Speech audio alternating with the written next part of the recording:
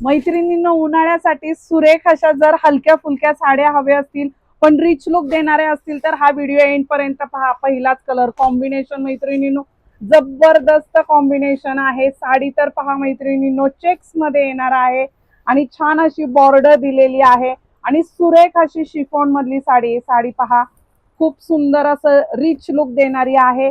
अतिशय सुरेख असं ह्याचा लुक जाणार आहे मैत्रिणींनो आणि ह्याचा जो ब्लाऊज जाणार आहे मैत्रिणींनो ब्लाऊज पण अप्रतिम ब्लाऊज दिलेला आहे।